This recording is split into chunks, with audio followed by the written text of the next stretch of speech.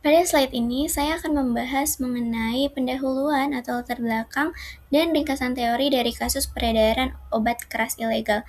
Yang pertama, pendahuluan. Ya, yang seperti kita tahu, saat ini peredaran obat keras tanpa izin masih menjadi masalah serius di Indonesia. Obat seperti tramadol dan heximer sebenarnya hanya boleh digunakan berdasarkan resep dokter karena memiliki efek yang cukup kuat terhadap sistem saraf. Namun pada kenyataannya obat-obat ini itu sering disalahgunakan oleh masyarakat untuk mendapatkan efek tertentu seperti rasa tenang atau euforia. Salah satu contohnya adalah kasus di Sukabumi, di mana pihak kepolisian berhasil menangkap seorang pemuda yang mengedarkan ratusan butir obat keras tanpa izin. Hal ini menunjukkan bahwa peredaran ilegal masih marak terjadi. Oleh karena itu, penting bagi kita untuk memahami apa itu obat keras, bagaimana regulasi peredarannya, serta dampak yang dapat ditimbulkan dari penyalahgunaan obat tersebut. Yang kedua, kita masuk ke dalam ringkasan teorinya. Yang pertama itu ada obat keras. Obat keras adalah obat yang hanya dapat diperoleh dengan resep dokter dan biasanya ditandai dengan logo huruf K berwarna merah. Contohnya adalah tramadol dan heximer. Kedua, terdapat istilah obat keras tertentu, yaitu obat yang sering disalahgunakan meskipun tidak termasuk golongan narkotika karena dapat memberikan efek tertentu pada penggunaannya. Selanjutnya itu dari segi regulasi, peredaran obat harus melalui jalur resmi dan hanya boleh diberikan berdasarkan resep dokter. Jika dilanggar, maka dapat dikenai sanksi hukum. Kemudian, dari sisi dampak, penyalahgunaan obat keras ini dapat menyebabkan ketergantungan, gangguan sistem saraf pusat, hingga resiko overdosis.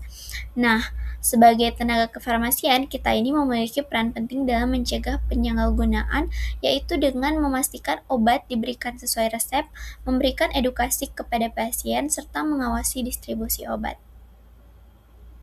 Oke, baik. Sekarang kita masuk ke dalam identifikasi masalah.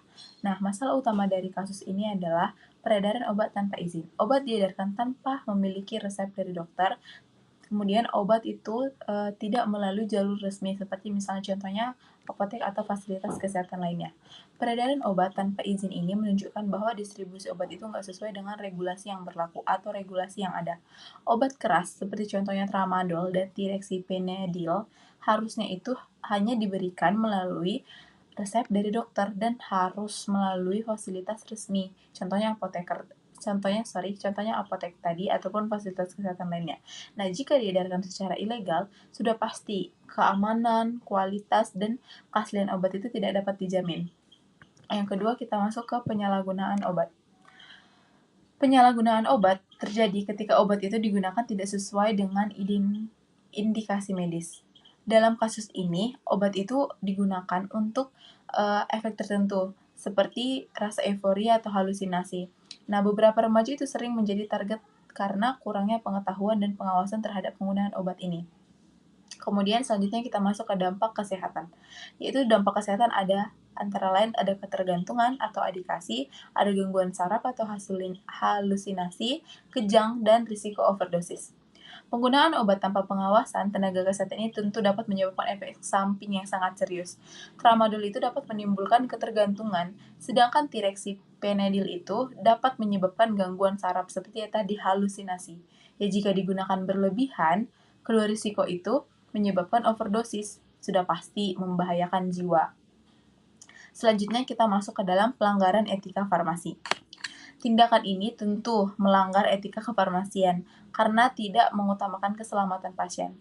Prinsip Petit Safety menekankan bahwa obat harus digunakan secara tepat, aman, dan diawasi oleh tenaga kesehatan.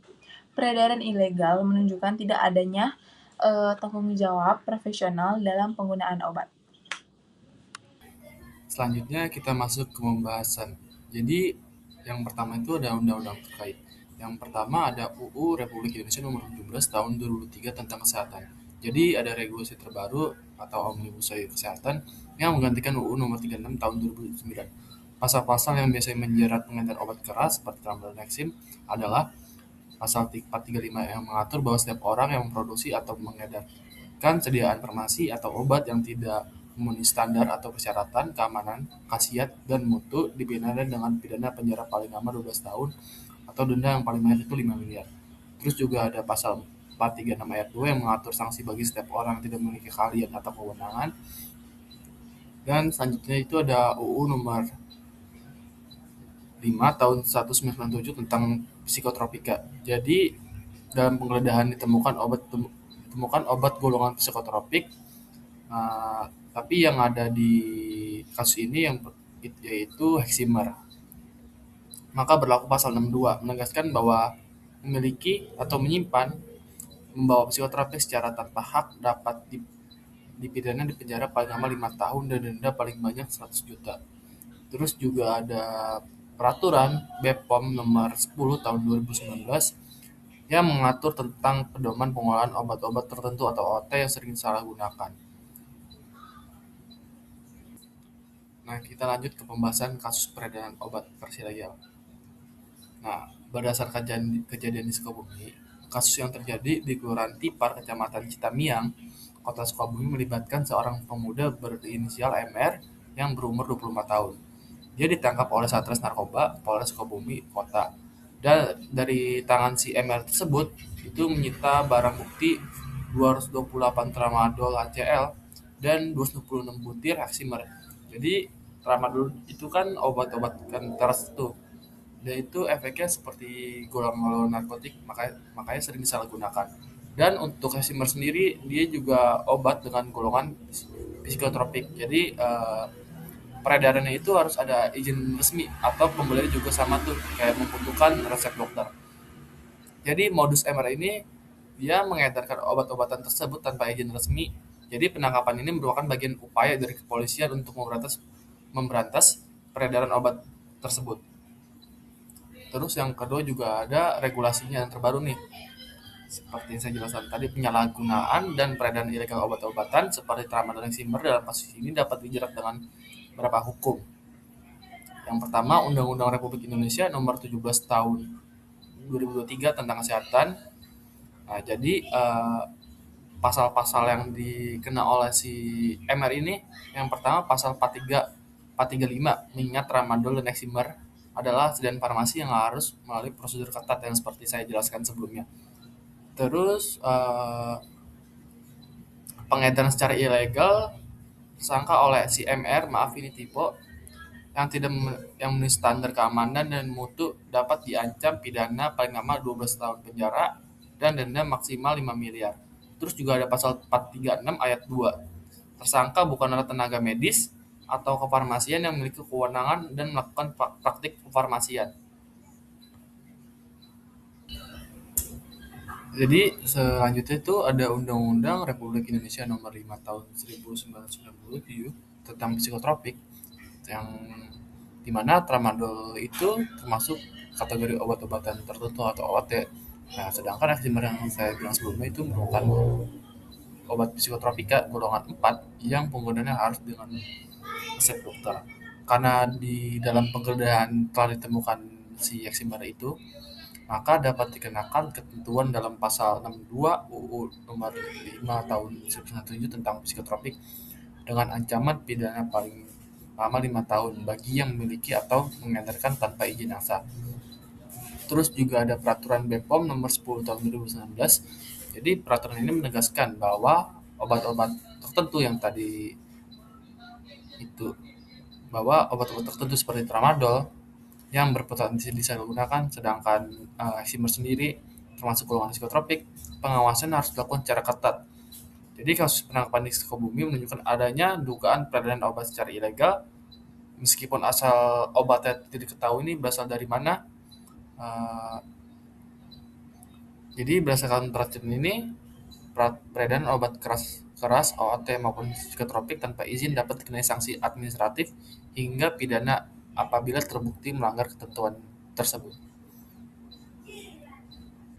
Nah, teman-teman, pada slide ini saya akan memaparkan tentang peran tenaga vokasi kefarmasian yang dapat dilakukan.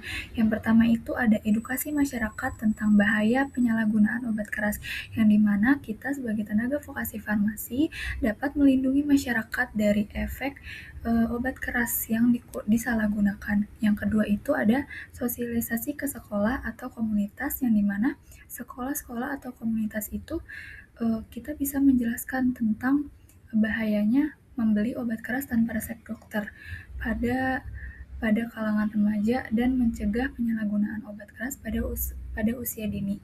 Yang ketiga itu ada tenaga vokasi bisa menjadi early detector untuk pembelian obat dalam jumlah tidak wajar dan resep mencurigakan. Yang keempat itu ada menolak penjualan obat keras tanpa resep.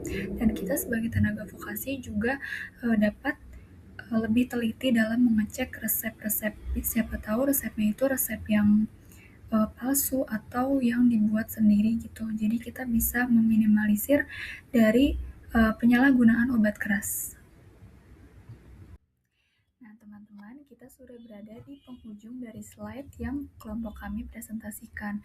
Kesimpulan dari kasus peredaran obat keras ilegal di Sukabumi menunjukkan bahwa penyalahgunaan obat seperti tramadol dan heximer masih menjadi masalah serius yang berdampak pada kesehatan dan melanggar hukum, sehingga diperlukan peran aktif tenaga vokasi farmasi dalam edukasi, pengawasan, serta penolakan penjualan tanpa resep guna mencegah menyalahgunakan dan menjaga keselamatan masyarakat.